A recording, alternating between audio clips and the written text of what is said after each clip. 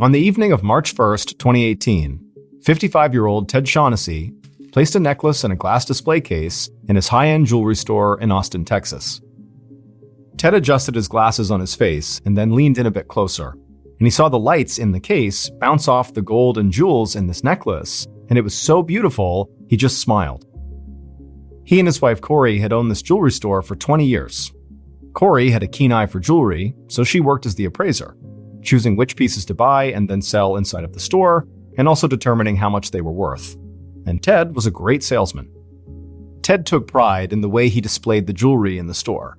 He wanted to draw the customers in, and then once they were there, Ted would approach them like they were lifelong friends. Now, part of the reason he did this was just because it was an effective sales tactic. But also, Ted really did love meeting and talking with people who came in to shop off the street. That's actually one of the reasons he'd worked in retail for most of his adult life. Ted locked the display case and walked around the shop, turning off lights and closing things up for the day. Then he set the security alarm, headed out the door, and locked it behind him. Some nights, Ted would stay at the jewelry store long after it had closed to go over the books or to redo the displays. But tonight, he wanted to get home as quickly as he could. He and his wife had plans to spend the entire night doing one of their favorite things, eating a great home-cooked meal together and just relaxing and watching TV. After leaving the store, Ted climbed into his car and headed home. About 25 minutes later, he pulled into his neighborhood and he looked around at all the huge houses with sprawling front yards and swimming pools out back. He found his house, which was just as big as all the others, and he pulled into the long driveway and came to a stop. He got out of the car, walked inside his house through the front door, and the moment he was inside, he was hit with this wonderful smell of something delicious cooking in the kitchen. But before he could even call out to his wife, he heard loud clacking sounds on the hardwood floors as two large dogs bounded through the front room towards him. Ted enthusiastically knelt down and began goofing around with the dogs and asking them how they were doing, like they could answer back. Then he stood back up, and the dogs followed at his heels as Ted made his way through the house, which could feel like walking through a maze for somebody who had never been there. Ted and the dogs got to the kitchen, and Ted saw his wife Corey standing over the stove. Corey turned around, and Ted immediately walked over, put his hands on her waist, and gave her a kiss.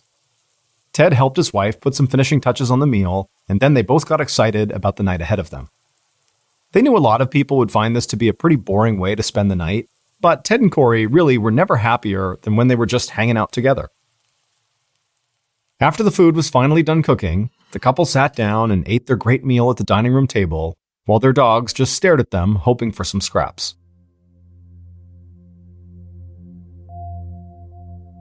After they were all done eating, Ted cleared the table and took the dishes into the kitchen. One of the dogs, a Rottweiler named Bart, followed him every step of the way. After Ted rinsed off the dishes, he joined his wife on the couch in the front room. He draped his arm around her shoulder, and she leaned her head on his chest as they began to watch TV.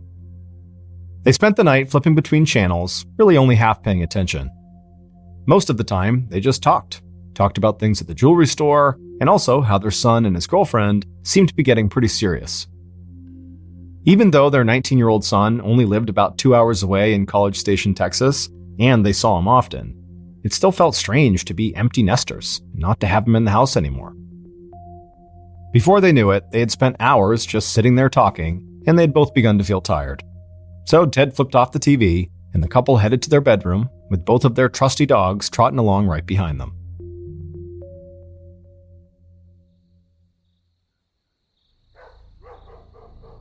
A little before 4:45 a.m. on March 2nd, 2018, so several hours after Ted and Corey had gone to bed, they both suddenly woke up to the sound of their dogs barking in their room.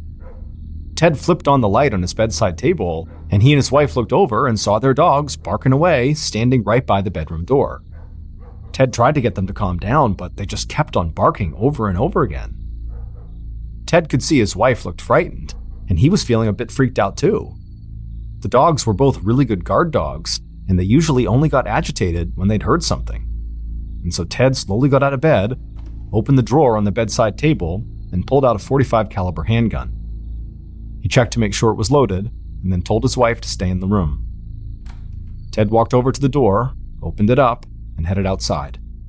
He made his way into the dark kitchen, and Bart the Rottweiler followed right behind.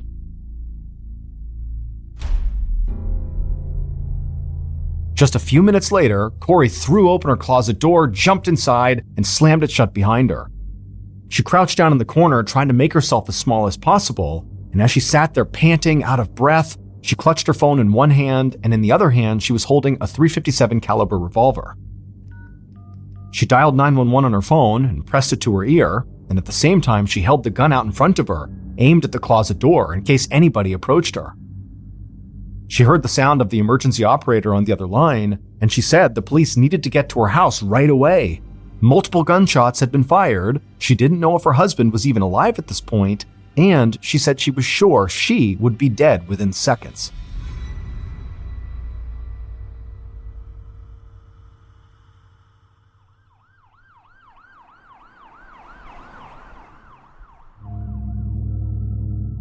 "15 minutes later, so just after 5 a.m., Travis County homicide detectives James Moore and Paul Salo headed up the long walkway toward Ted and Corey's front door.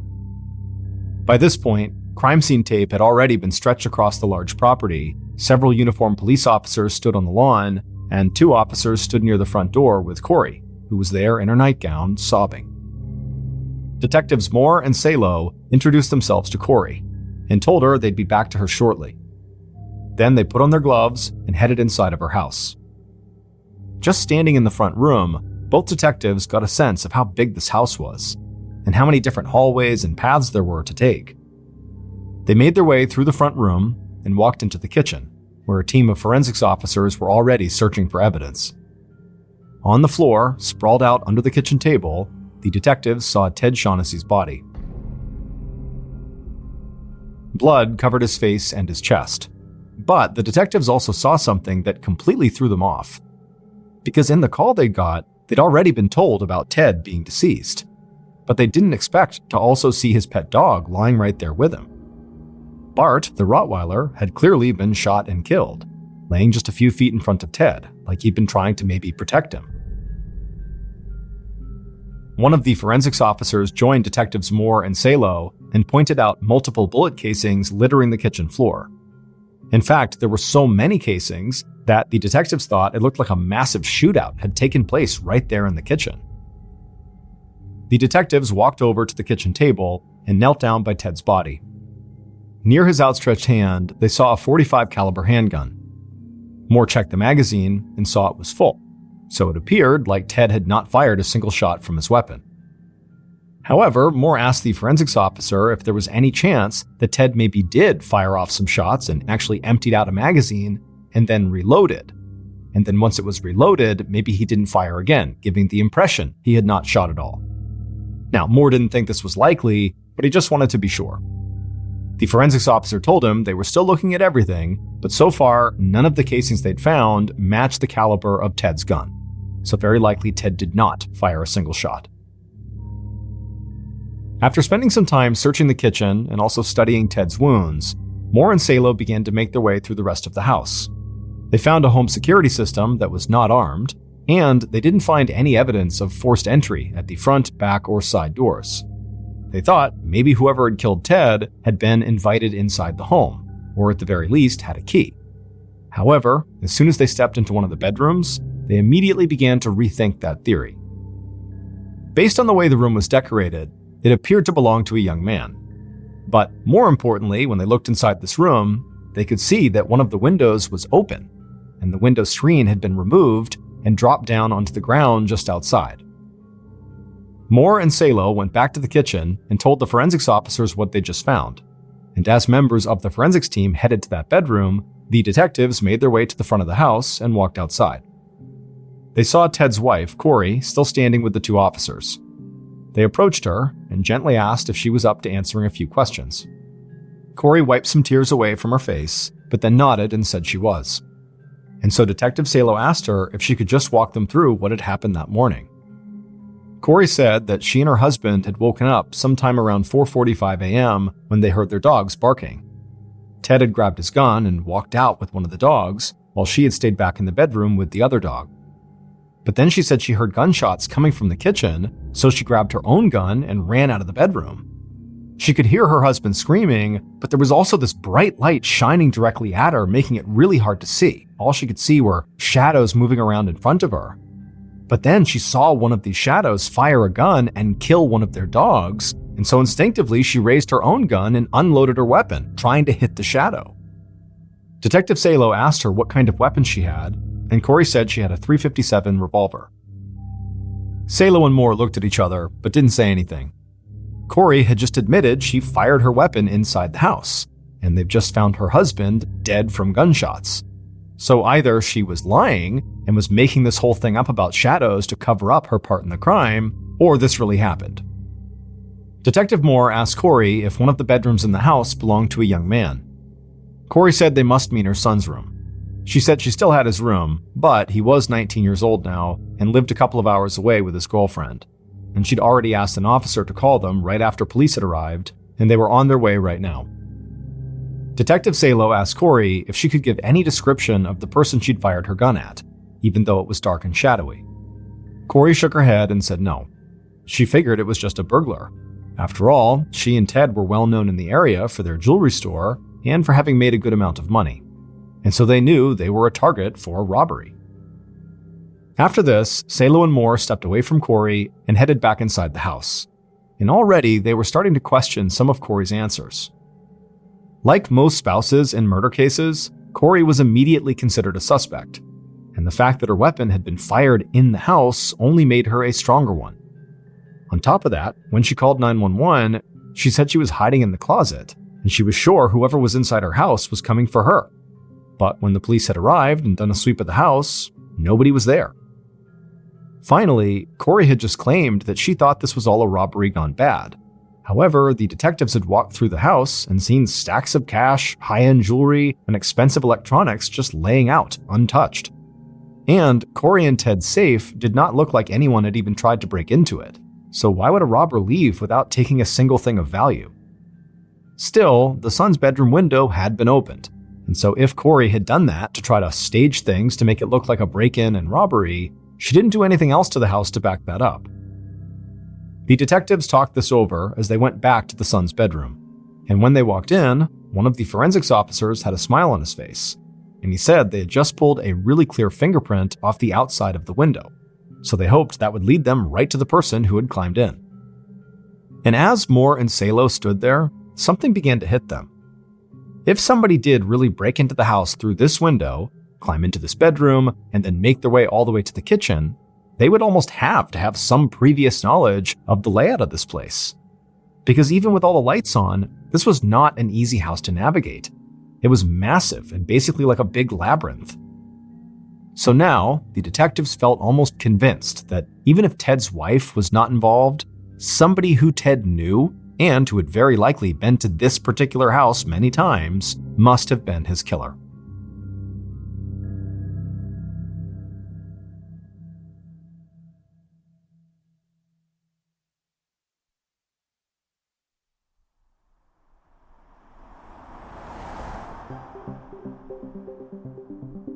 A couple hours later, at 8 a.m. on March 2nd, a car pulled up in front of the house. Ted's 19-year-old son, Nicholas, and Nicholas's girlfriend, Jackie Edison, parked behind the line of police cars outside the house that Nicholas had grown up inside of. They both got out of the car and immediately spotted Corey, who was still standing in the front yard, and began running towards her. An officer stopped them, but when they said who they were, he let them by. A moment later, Nicholas and Jackie were hugging Corey, and all three of them just stood there crying. Inside the house, detectives Moore and Salo got word that Ted's son had just arrived. So they quickly went outside and found Nicholas and Jackie still standing with Corey. The detectives apologized for interrupting, but they asked Nicholas if they could talk to him for a few minutes. Nicholas said of course, and then followed the detectives across the yard to a spot where they'd be able to talk without anybody else hearing. Moore started off by asking Nicholas where he'd been around 4:45 a.m. that morning, the time the 911 call had come in, and Nicholas said that he and his girlfriend were asleep at their place in College Station. Jackie was a student at Texas A&M down there, and Nicholas worked trading stocks as a day trader. Moore took down a few notes and then asked Nicholas if there was anyone he could think of who had a problem with his father and might have wanted to do this. But Nicholas shook his head and said basically everybody who knew his parents loved them. Moore asked if there was anything at all about Nicholas's dad that he could think of that could maybe help them, even if it was really small. Nicholas thought about it for a few seconds, and then suddenly his eyes went wide, like he just remembered something. He said there was one thing that could be important, but it was a really weird situation. When he'd still been living at home, his next-door neighbor had come to him and said she thought that her husband was cheating on her. This neighbor knew Nicholas was pretty good with technology, so she'd asked if there was any way he could track her husband or something, and she told him she would pay him for his services. Nicholas had felt strange getting involved in something like this, but his next-door neighbor was a nice woman and a good friend of his mother's, so he had helped her. He had put a tracker on her husband's car and followed him one night to another woman's house, and it became clear pretty quickly that the man was cheating on his wife. Now, Nicholas got a worried look on his face. He'd always assumed the husband never knew he was involved in helping the wife catch him cheating. But if this man had found out it was him, he might have wanted revenge, and his dad might be dead because of it. After that, the detectives told Nicholas he could go rejoin his mother. After he had walked off, the two men just looked at each other and shook their heads in disbelief. That was a really weird story. Neither of them had ever run into a teenager who had acted like a private investigator to catch a cheating husband. It almost sounded made up, or like something the kid might have watched on TV. But regardless, it was a good lead. After Moore and Salo finished up their initial work at Ted and Corey's house, they walked next door to the neighbor's house. They knocked on the front door and a woman answered, and quickly she invited them inside. They all sat down at her kitchen table, and the detectives didn't waste any time. They needed to know if Nicholas's wild story about trailing this woman's husband was true. The woman looked a little embarrassed, but she said Nicholas was telling the truth. She felt bad for dragging a teenager into her marital problems, but she had been desperate. Detective Moore leaned in and told her he did not need all the details about her marriage, but he needed to know one thing. It was extremely important. Had she ever told her husband about Nicholas's involvement in all of this? The woman didn't hesitate. She said no way would she ever do that. Her husband, who had since moved away and was soon to be her ex-husband, had no idea at all about Nicholas. And as she was talking, the reason for this line of questioning finally dawned on her. And she stopped and just said her husband might have cheated on her, but there was no way he would have ever attacked Ted or anybody else like that. The detectives left the house not long after that and headed back to the station. Despite what the woman said about her husband, they knew they still had to track him down and get more information directly from him. In the days following the murder, while members of their investigative team followed up on the neighbor's husband, Moore and Salo contacted Ted's closest friends to see what else they could learn about him. But not much new came from that. Everybody seemed to like Ted, and nobody could understand who would do this unless it was a robbery. Now, while the detectives still were not convinced Ted's death was the result of a robbery gone wrong, they did start to look more into the jewelry store to see if maybe somebody had been staking the place out and following Ted home. However, they got a phone call from Ted's son, Nicholas, that caused them to quickly change the direction of their investigation. Nicholas was aware that his bedroom window had been found open on the night his father was killed, and he said he just couldn't stop thinking about it, and in fact, there was something he felt like he needed to share with the detectives. He told them when he was younger, he would use his bedroom window to sneak out of the house and then get back inside without his parents knowing. It was just stupid teenager stuff, nothing serious, but he did it so often that he made a habit of just keeping that window unlocked. Now he realized that particular window might have been left unlocked even after he had moved out. But what Nicholas said was really weighing on him was that there was only really one other person who knew he did this with his window, and that was his friend Spencer Patterson. Because he and Spencer had crept out of that window a bunch of times together when Spencer had slept over. Detective Salo asked Nicholas if the reason he was so worried was because maybe Spencer had some reason to come after Nicholas now, Like had they had a bad fight or something? Nicholas said no, but he said Spencer would have gone to their house and potentially used that window to get in there and get his parents' money and jewels. Nicholas said Spencer had not really grown up with money of his own, and he'd always been kind of jealous of how wealthy Nicholas's family was. And there was more. Spencer not only knew about the bedroom window, he also knew exactly where to find Nicholas's parents' safe.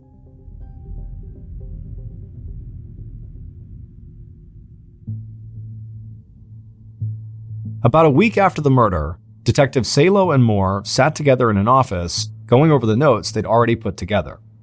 And even though their investigation was still relatively new, they felt like they had some promising leads.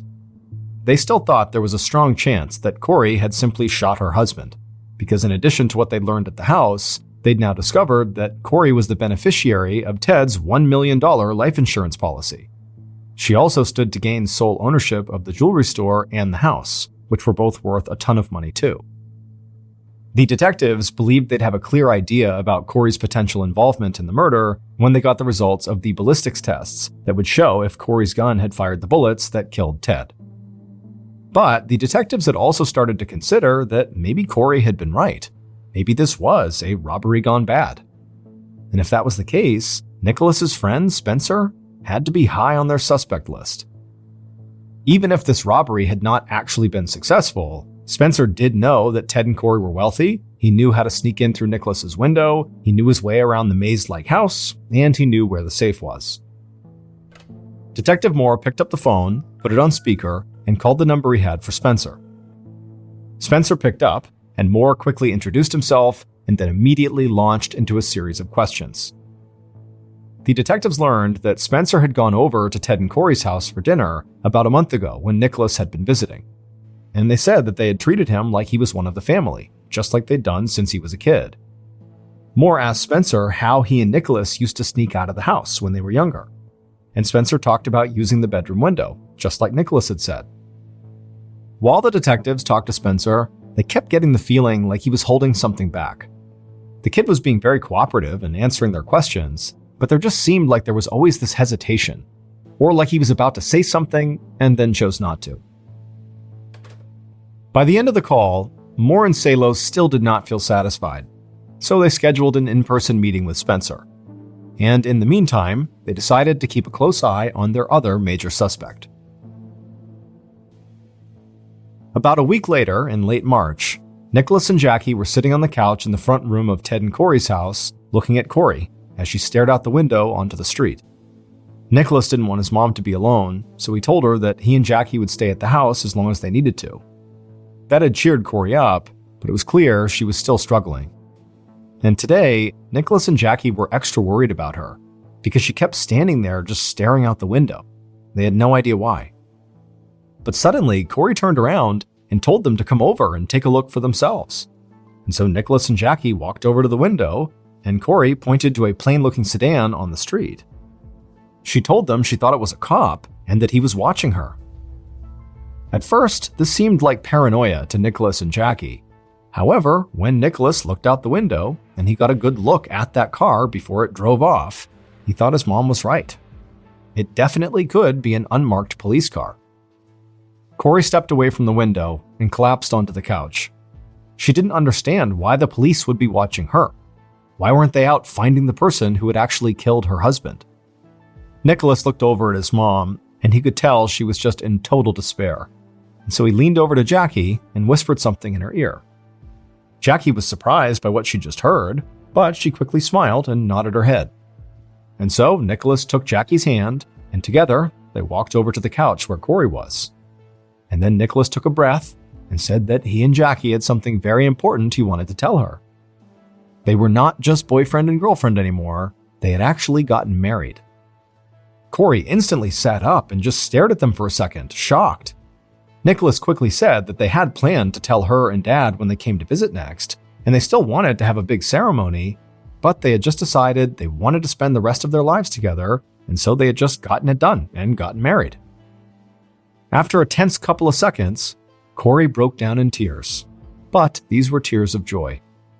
She got off the couch, smiled, and hugged Jackie, and told her how happy she was to welcome her to the family. Then Corey said Jackie should go pick an engagement ring from their jewelry shop, and then they should have a big engagement party. Even if they were already married, she didn't want her to miss out on anything. And who knows, maybe this was a way for them to start to heal a bit and move forward as a family. Nicholas was very relieved. He was so glad the news had made his mom as happy as he hoped it would. But as excited as she seemed, and as much as they all wanted something to celebrate during this terrible time, Nicholas just couldn't shake the image of that unmarked police car staking out his mother's house.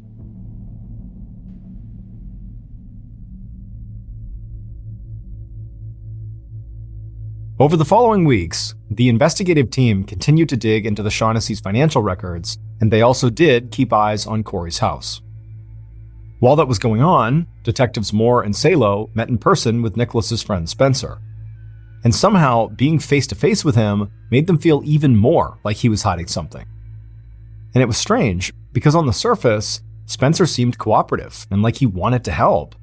But there was just something about the way this kid spoke that convinced Moore and Salo that they couldn't fully trust him.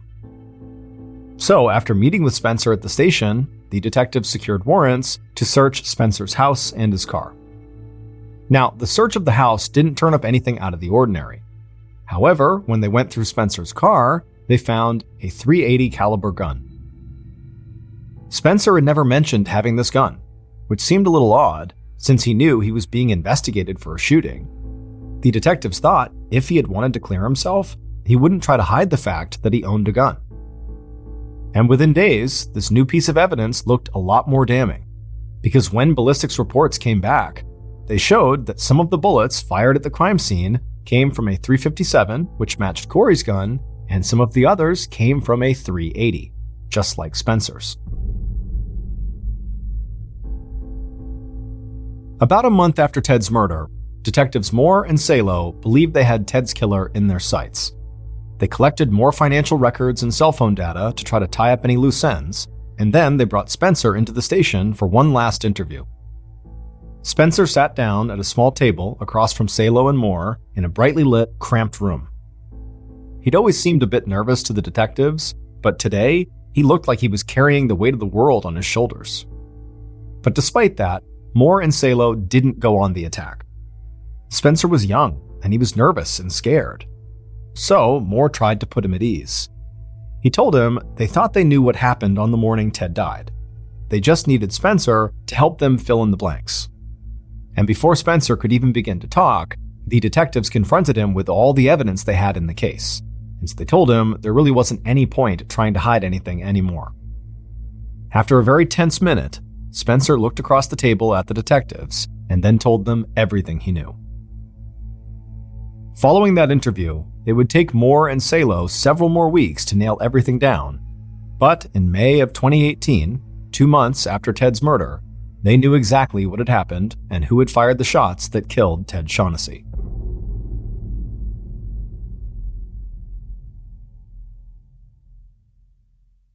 Based on Spencer's interview, cell phone data, and evidence collected throughout the investigation, here is what police believe happened to Ted in the early morning hours of March 2nd, 2018.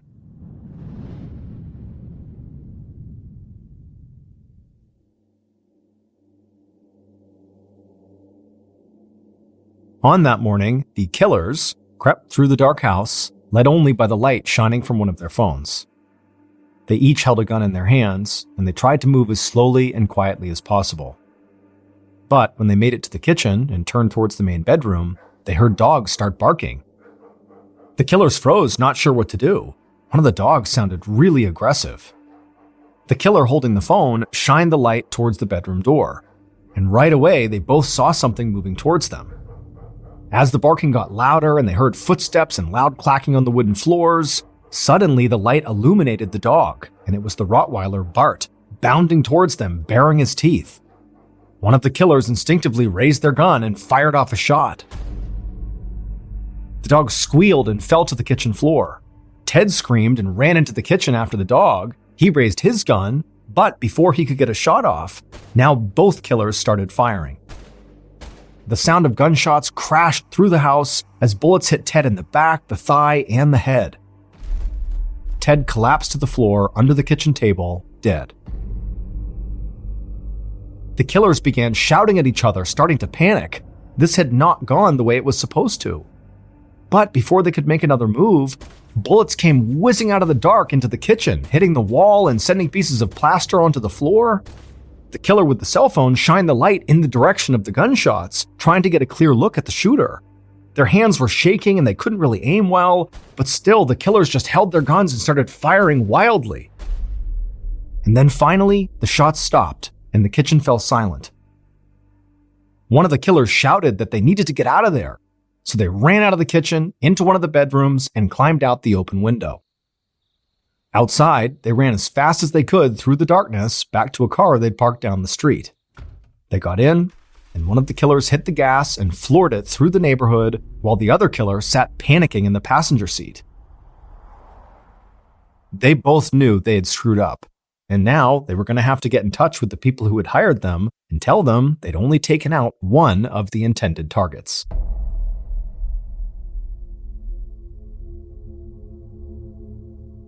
The killers were two men who had no connection to Ted. However, the two people who hired these men were Ted's own son, Nicholas, and the woman Nicholas had secretly married, Jackie Edison. Nicholas knew if both of his parents were dead, he would inherit their store and their house and benefit from their life insurance policies, all of which would have made him a multimillionaire. And Nicholas really wanted that money, because he had gone into quite a bit of debt from playing the stock market as a day trader. So, with Jackie's help, he found two hitmen and offered to pay them a lot of money to kill both Ted and Corey and to make it look like a robbery. Nicholas told the hitmen about his bedroom window and gave them a complete layout of the house. But on the night of the murder, the hitmen did not imagine they would find themselves in a full-fledged shootout, so when Corey started firing off her .357 at them, the whole plan fell apart. And so when Corey rushed back to her closet to call 911, instead of the hitmen going after her and killing her, they just ran out of the house and didn't even attempt to make it look like a robbery. And then a few hours later, when Nicholas and Jackie arrived at the house, they knew their plan had not worked. So they tried to play the perfect son and daughter-in-law. Nicholas also sent the cops after the neighbor's husband and his close friend Spencer. The neighbor's husband was cleared as a suspect very quickly, but Spencer remained high on the suspect list, just like Corey was, for a significant amount of time. However, when ballistics tests came back, they confirmed that none of the bullets fired from Corey's gun had actually struck Ted, and that the gun that was found in Spencer's car had not been used in the murder. And that fingerprint that had been found on the bedroom window did not match Spencer's. In fact, it just turned out to be an old print from when the window had been manufactured.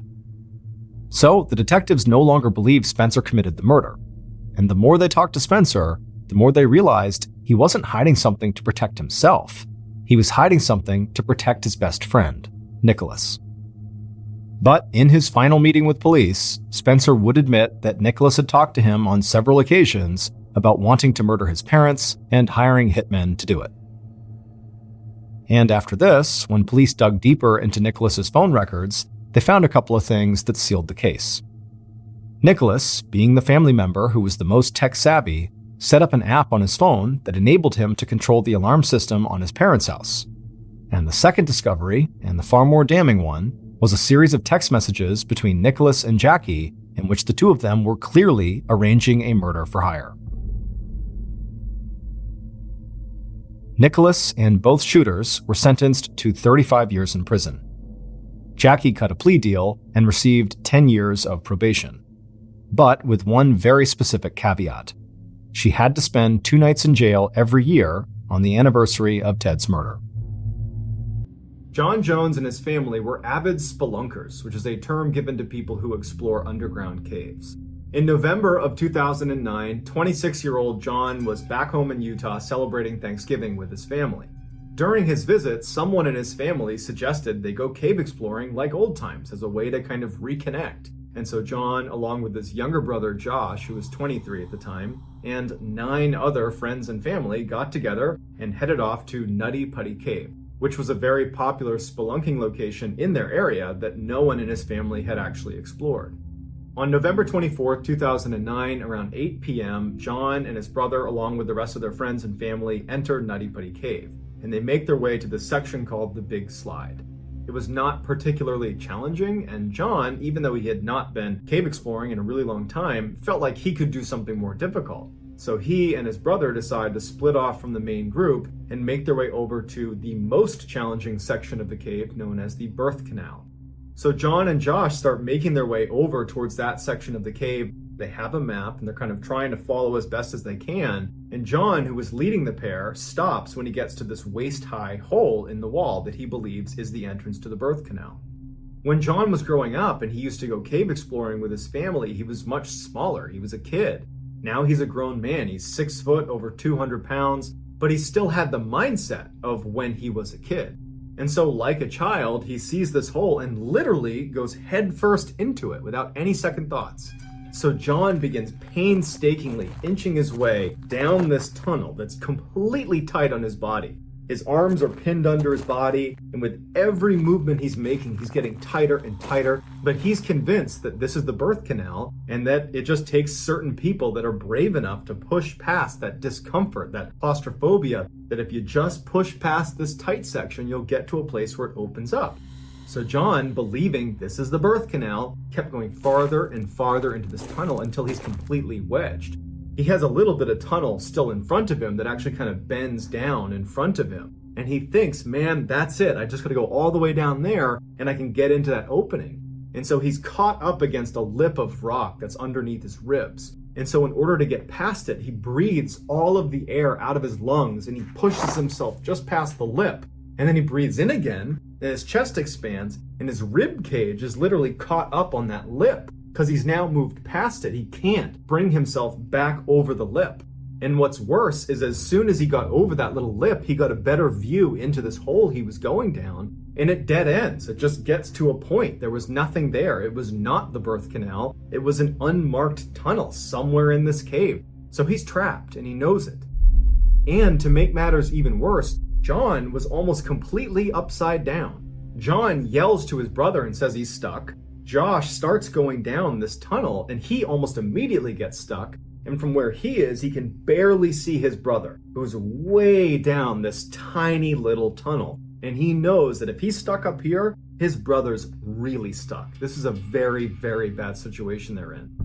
So Josh barely gets himself out of this tunnel and he yells to John that he's going to go get help. But it would take 3.5 hours for the first rescue worker to arrive on scene because they are way down into this cave. This is not an easy to access area. Susie Matola was the first rescue person, and when she arrived, she said, "Hey John, how you doing down there?" And Susie would say that John sounded very distant, and he just said, "Hi Susie, thanks for coming, but I really, really want to get out." Susie immediately reassured John that she will have him out in no time, everything's going to be just fine. But when Susie looked down into this tiny little space that John was stuck in, she thought this is going to take a really long time to get him out. I mean, just to set up a pulley system to try to pull him out is going to take a long time. And then inching a 6 foot, 200 pound man out of this tiny space, that's going to take hours and maybe even days. But unfortunately, John didn't have the time. The human body is designed to be upright, with gravity helping your heart pump blood to the rest of your body. When you're inverted, blood pools in your brain and your heart cannot work fast or hard enough to get it out in time, and so it eventually causes your body to shut down. So when the trauma physician saw that John was inverted and he had already been there for 3.5 hours before rescuers even got to him, he told Susie and the rest of the rescuers that John maybe has 8 to 10 hours left to live. The rescuers tried everything to try to get John out of the cave. They put a rope around his legs and tried yanking him out. Didn't work. They set up an elaborate pulley system. It barely worked, but they kept falling out of the wall, and so it was taking all this time just to get set up, only to move him a fraction of an inch. They got drills and chisels, and they went down into the tunnel and began trying to chisel John out. But again, it was almost negligible progress, and it was just taking too much time. As the rescuers are doing everything they can to try to get him out, they noticed that John's breathing was becoming labored and his voice sounded nasally, indicating that more and more fluid was building up now inside of his lungs and that probably they were within the last few hours that he was going to be alive. At some point, they finally got John to move just a couple of inches using this really elaborate pulley system that they had found a way to stay anchored in the walls, but they saw there was a huge problem. No matter what system they were going to use to get John out of this hole, due to the angle of the cave he had crawled into, his legs would not fit. They would not bend in the right direction on the way out. They would have to break his legs in order to curve him around this bend in the cave. With John's breathing already labored and him being basically unresponsive at this point, they figured that if they broke his legs, that would just send him into shock and kill him anyways. So they realized that they cannot get John out of this cave. He's going to die here. 27 hours after John had become stuck, he became unresponsive and he was declared dead. The 26-year-old medical student would leave behind his wife as well as their 1-year-old daughter, and his wife was due with their second child in June of the following year. Following John's death, Nutty Putty Cave was sealed off with cement, and John's body is still inside Nutty Putty Cave to this day. The next story, which is our number 2 story on today's list, is called Panic.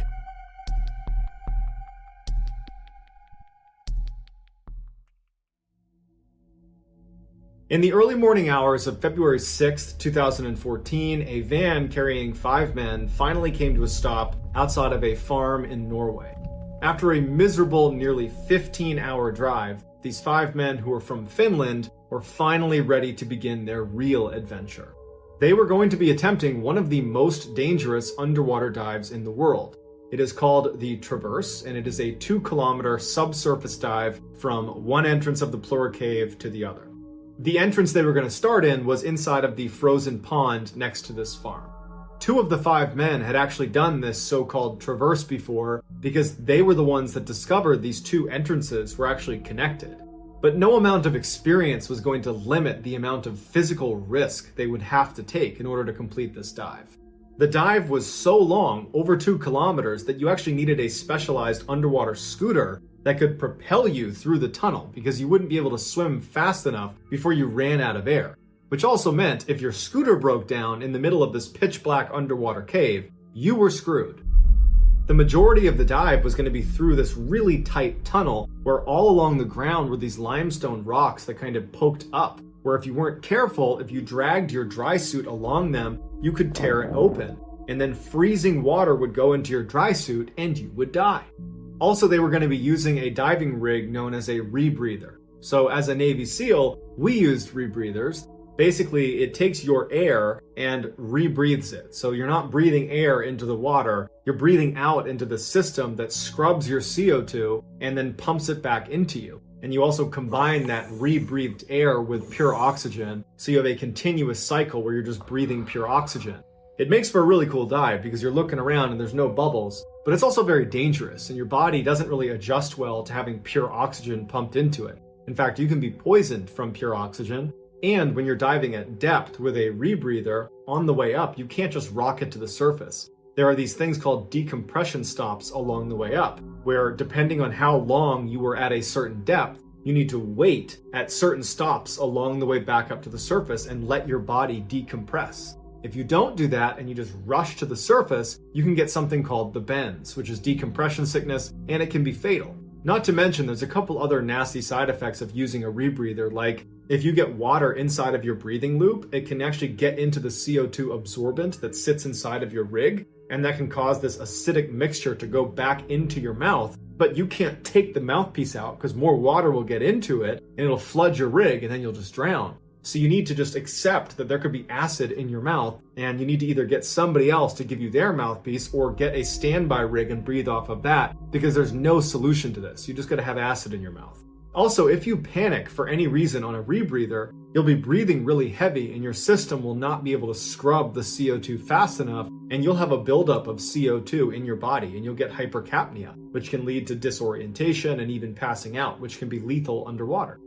This dive was famously dangerous to the point where the best divers in the world wouldn't attempt it. They called it a death wish.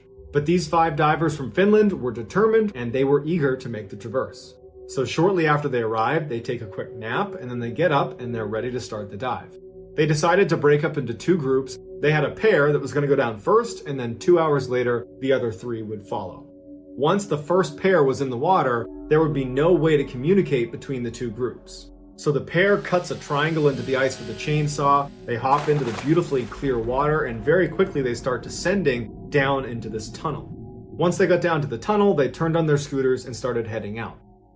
After a couple of hours, the pair reached the most dangerous part of the dive, where the tunnel basically nosedives and goes straight down to about 130 meters. And as you're going down, you have to be very cautious that you're going the right way, because there's all these dead-end tunnels that look exactly like the way you're supposed to go, and they go pretty far out. But if you were to accidentally take a wrong turn and go down one of these dead man turns, you wouldn't have enough oxygen to complete the dive.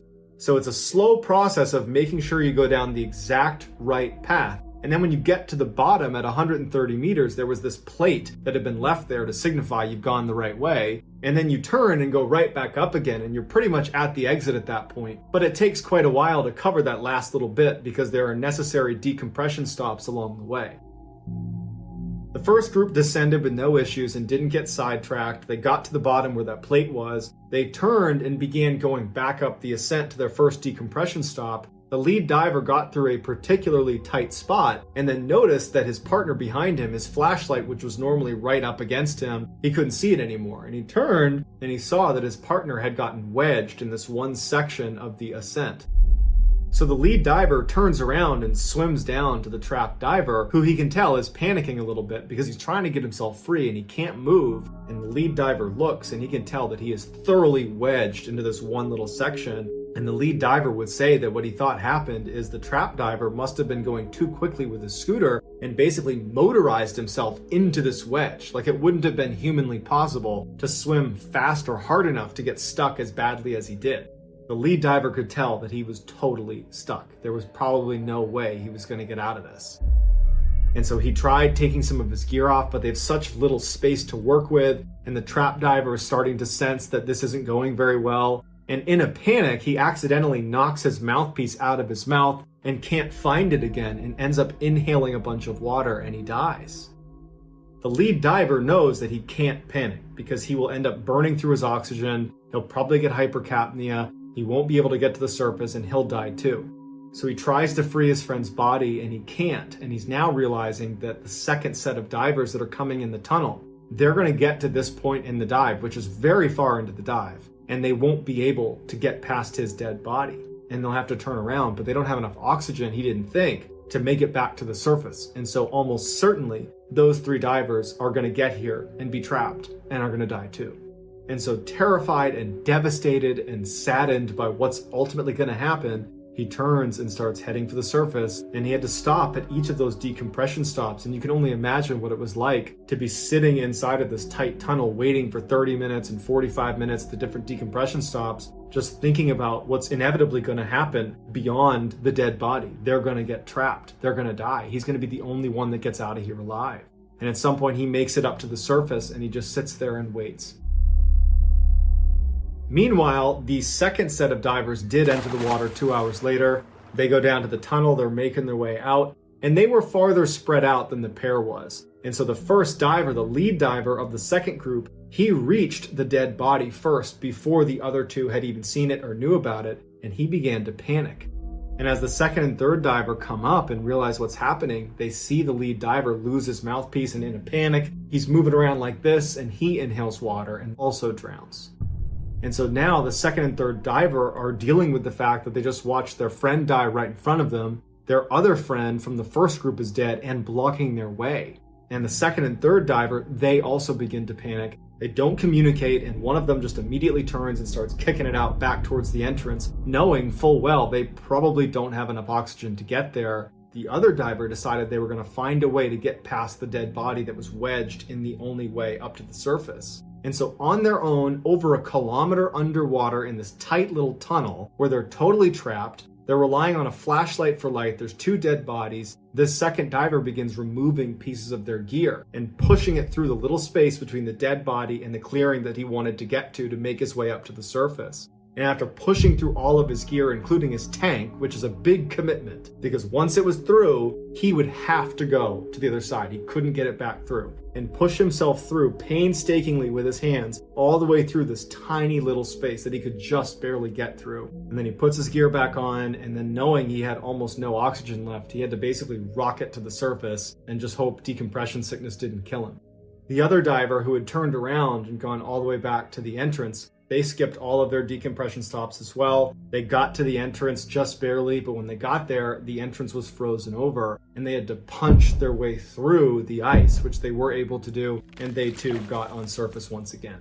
The 3 survivors linked up, they called authorities, they went to the hospital. They would make a full recovery. They told authorities where their friends were in this cave, but no one had the ability to get down and retrieve their body. So they sealed off both entrances to this cave and called it a gravesite and said no one can go down there. But months later, the 3 survivors had such intense survivor's guilt that they would actually illegally go back to Plura Cave and retrieve their bodies. The next and final story, which is the top story of today's list, is called The Third Stage.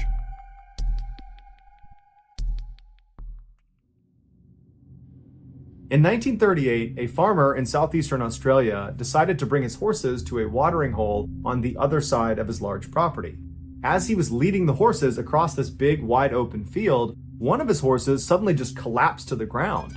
The farmer ran over to see what was going on, but as soon as he got over to it, the horse had stood back up again and seemed totally unhurt. The farmer was puzzled because he had no idea why the horse fell in the first place, and so he looked down to see if maybe it tripped on something, and he saw on the ground right beneath the horse was this small hole. And so he moved his horse out of the way, and then when he came back to look at this thing, he saw it was only maybe a foot across, but when he peered down into it, he saw it was very deep. And so he got down on his hands and knees to get a closer look, and when his eyes adjusted, he could not believe what he was seeing. 10 or 15 feet below the surface was this huge pool of clear water. The horse had just stepped into the roof of an underground cave. And so the farmer was really excited to see how big this cave was, and so he grabbed all his horses and he brought them back to the stable, and he got this long measuring rope with a weight at the end of it. So he runs back out to the hole, he puts the weight into the hole, and he begins paying out this rope. And so down it goes, 10 feet, 20 feet, 30 feet, it just keeps on going and going, until finally the weight hits solid land at 120 feet. And so the farmer is like, wow, this is a huge cave.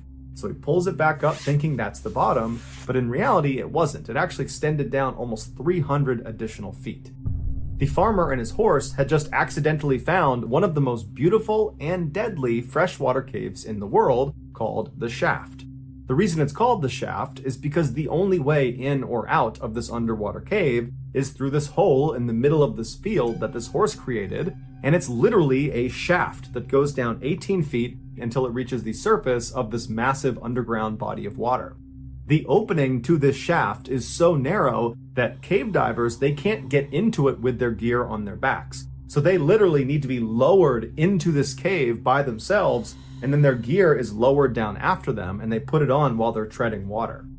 The solid ground that the farmer's weighted line had touched at 120 feet when he believed he had reached the bottom of the cave, what he had actually touched was the top of something called the rock pile. The rock pile is basically this huge underwater pyramid that looks like a rock pile that sits at the bottom in the middle of this huge underwater cave.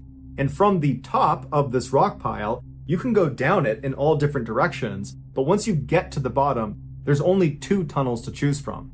There's one that goes west, basically down at an angle, that dead ends at 260 feet. And then on the other side of this underwater pyramid is the eastern tunnel, and that's much more treacherous. It goes down at a more steep angle to 400 feet. The few elite divers that have explored the deepest recesses of this cave say there are 3 distinct stages to it. Stage 1 is from the surface down to 120 feet, the top of the rock pile. During this stage, the diver swims unobstructed in beautiful clear water with sunlight poking through the hole. It's a very easy section of the cave.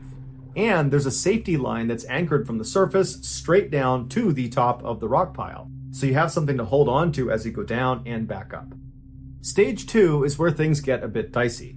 Stage 2 begins at the top of the rock pile and extends down all the way to the bottom of the westerly tunnel at 260 feet where it dead ends, or down to the 200-foot mark of the easterly tunnel where you come to something called the drop-off ledge. And it's quite literally a ledge in the middle of this tunnel where beyond it there's a fairly steep drop-off, and it leads down to an area that's so treacherous it's got its own stage.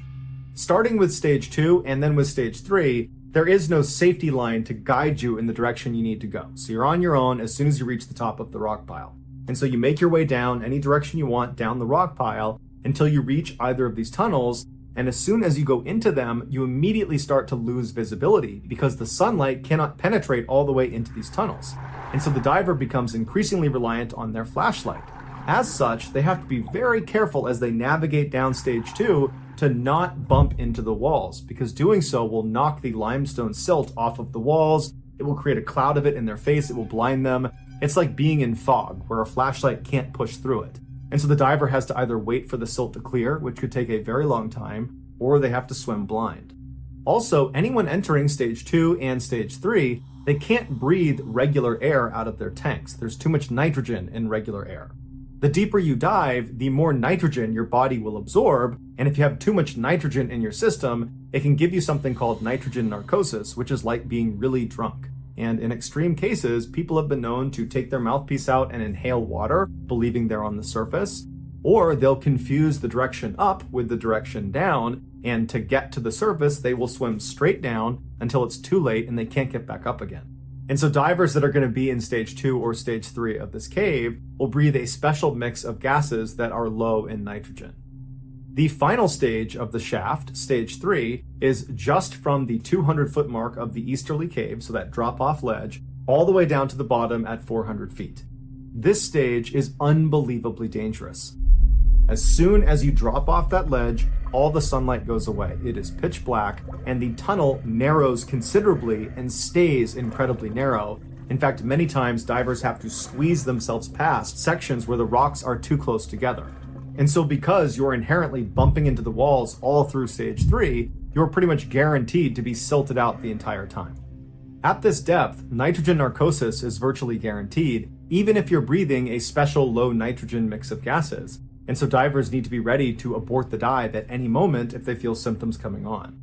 Once the diver has turned around and is making their return trip, but they're still in the 3rd stage section of the cave, they need to be careful of false domes. These are offshoots on the ceiling only in this 3rd stage that look like the way out. And especially when things are silted out and it's dark, you're low on oxygen, you might be panicking, it'd be very easy to confuse these with the way out. But in fact, these false domes are exactly what their name implies. They are false. They are dead ends. They go nowhere. Stage 3 is reserved exclusively for extremely experienced cave divers who get special permission. In 1973, 8 divers got permission to dive the 1st and 2nd stages of the shaft cave. They did not get permission to dive the 3rd stage of the cave. On May 28th of that year, the 8 divers arrived in that big open field near the cave opening and began prepping their gear. Their plan was to dive down all the way to the edge of the drop-off ledge, so looking into the 3rd stage, and then once they got there, look around for a minute and then turn around and head back up to the surface.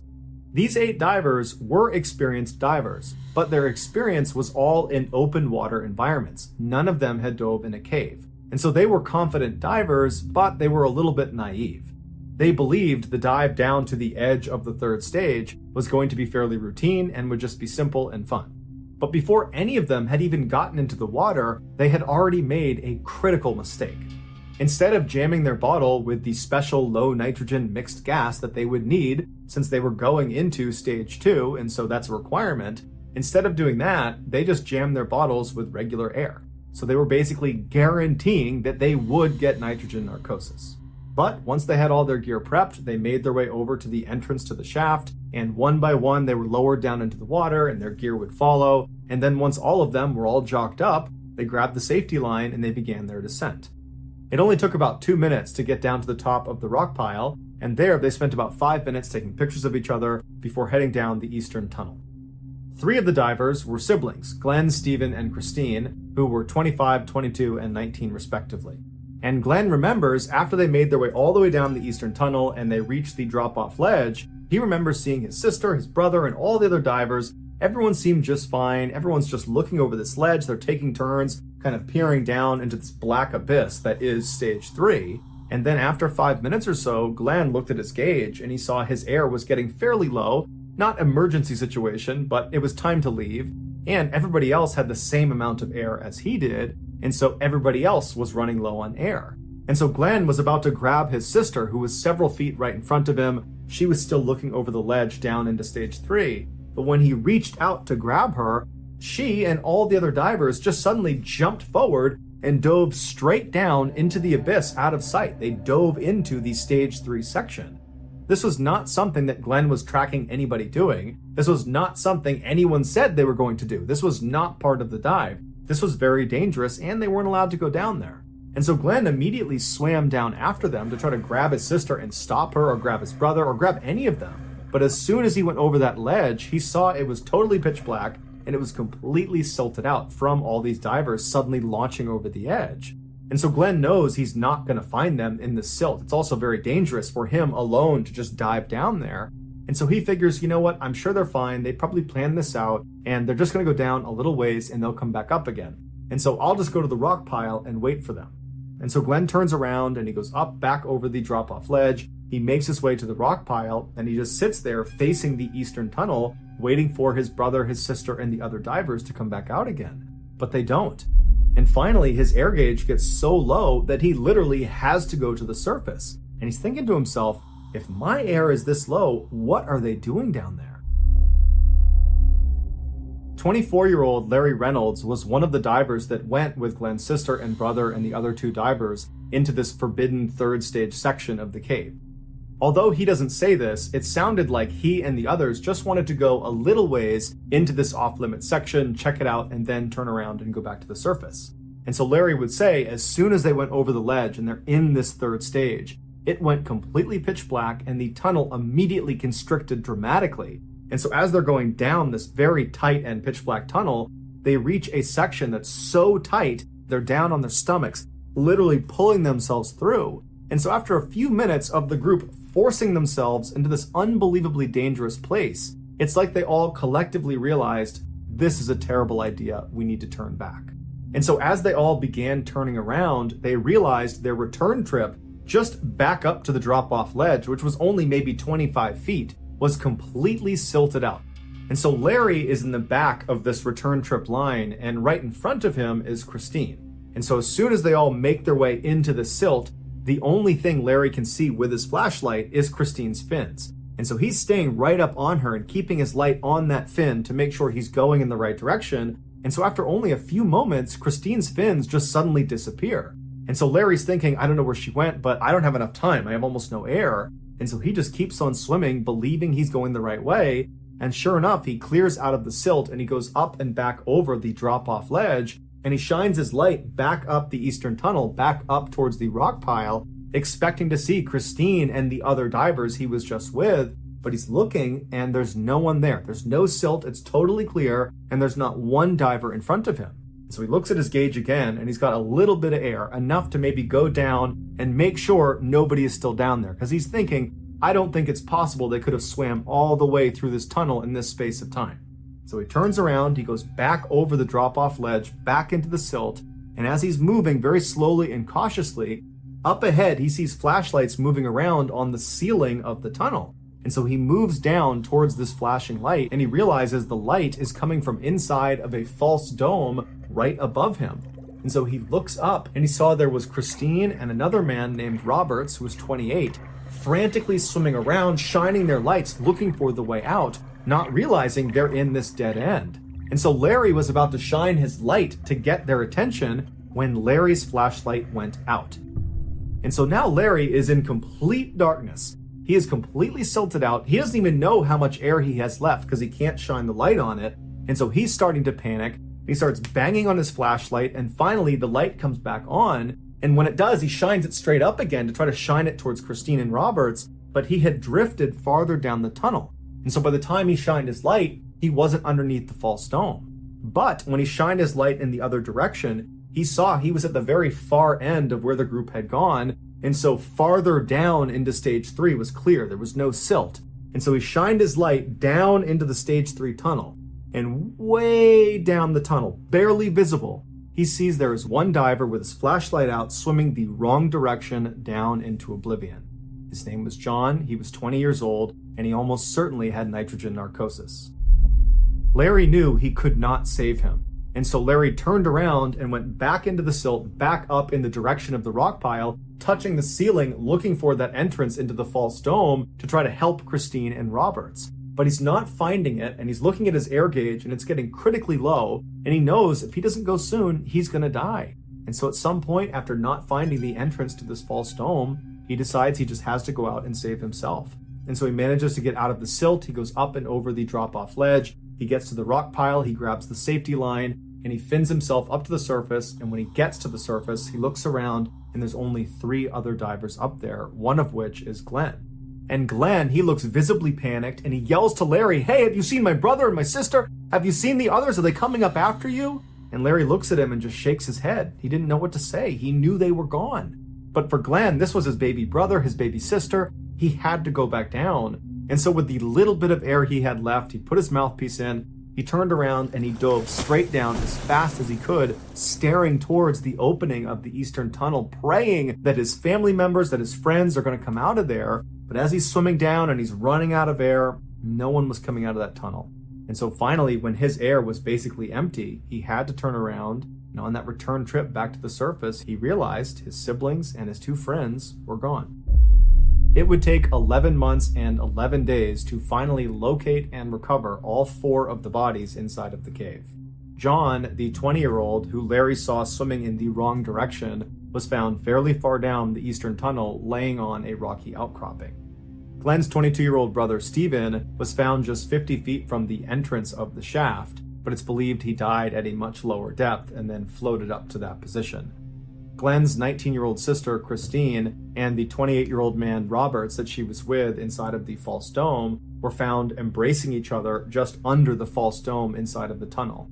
Investigators believe when they were in there, they couldn't find the exit, and then realized that they had so little air that even if they found the exit, they would not get out in time. And so knowing they were just minutes away from death, they abandoned looking for the exit and instead just embraced each other while they died. And then afterwards, they floated down and out of the false dome. After this tragedy, the shaft was permanently closed to all divers, but years later, they would reopen it. Fade too fast, a flash of blue and gold, the stories we are told, but look beyond the street.